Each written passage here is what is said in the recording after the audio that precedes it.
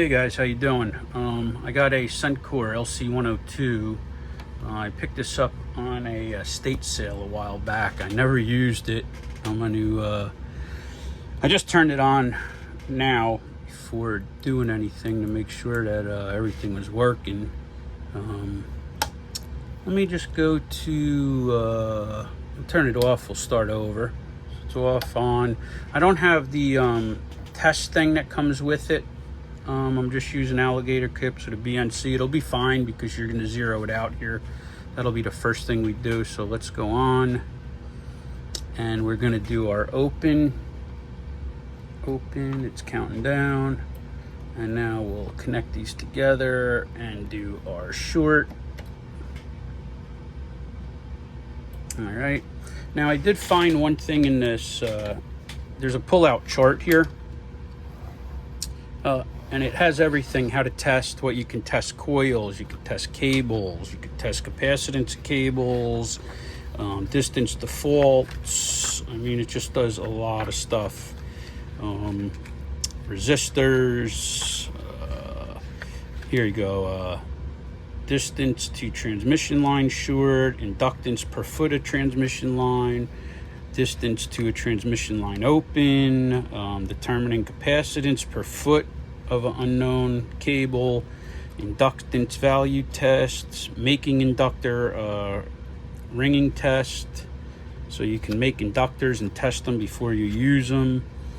Inductor type, it shows you. Enter inductor type coils, yokes, flybacks, switching transformers, it does.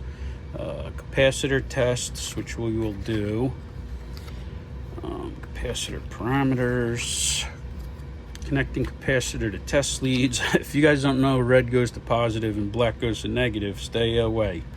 All right, select and type of capacitors, what button to use for stop testing alarm. It talks about replacing the fuses right inside this BNC here.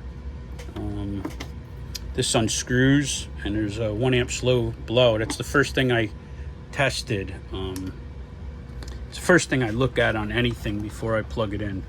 Apply power, checking battery. We don't have a battery, so we don't have to worry about that. It does come with the power pack to test it. Just tells you about the test leads and stuff like that, new and improved.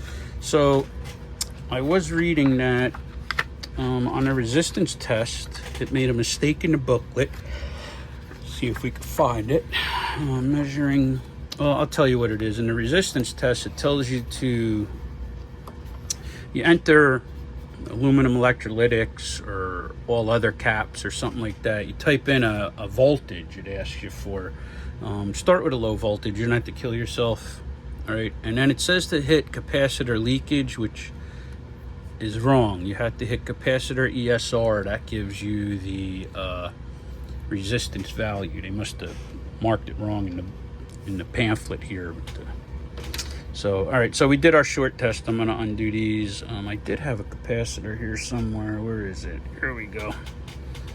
It was here, and I think it's what is it? Hold on, I'm going to drop them a minute. Let's test these. I can't see it. I'm going to have to look myself here. There it is. It's a 100 UF 25 volts. So let me hook it up again, right? Negative to negative, positive to positive. They make it pretty easy for you guys. So we're gonna take this off here, and I didn't test this yet, so this is going to be the first test being done with this. I just powered it on to make sure it came on before. I'll lay that up there. So it's aluminum electrolytic, right? Now you're going to put in your value, and that was 100 UF, and it tells you how to do that in a chart. Now you're going to go down, you're going to do your tolerance, and this is a 20% plus and 20% minus. And now we're going to do our voltage. So this was 25 volts. And now we're ready to test. We're in current. I don't think it matters if you're in current or ohms, to be honest with you, only when certain tests. I think I think certain tests you have to be in current, probably leakage. But let's check the capacitance. 108, 109, we're good. We'll do capacitance leakage. That's good. Now, the longer you hold these in, the more of an accurate reading that you're going to get, right? So let's go to dielectric absorption. And it's good to be able to test your capacitors before you put them into a project, because there's nothing worse than going ahead and doing stuff. Now, see, this came up bad, but I'm going to hold my finger on here. That should change. Yep, there it's changing. It takes some time for it to get there. There you go. It went to good. And if we hold it on there, it'll keep going. But I don't have the time. So dielectric, that's good. Now we'll go to ESR. And that's good right off the bat. So good. We know we got a good capacitor. Right? And usually after I test capacitors, I put a dot on them so that I know that I tested them before I put them in. And now we'll come over to our resistor. I got what is this? Brown, black, brown, 100 ohm. So let's do that. Let me turn this off and on. Oh, I could have hit clear. I didn't see that. And we're gonna hook up our resistor. And I got my meter warming up there. I want to test this resistor. Actually, I think this is a pretty spot on. So we got our resistor hooked up. I'm gonna go aluminum. Let's go 1 volt. All right, and we're gonna do our ESR at 100 ohms. There you go.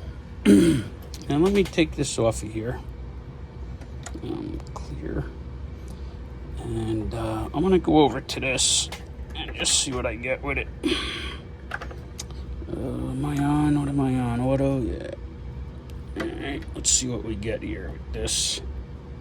Yeah, 99. Yeah, 99. That's pretty damn close, huh?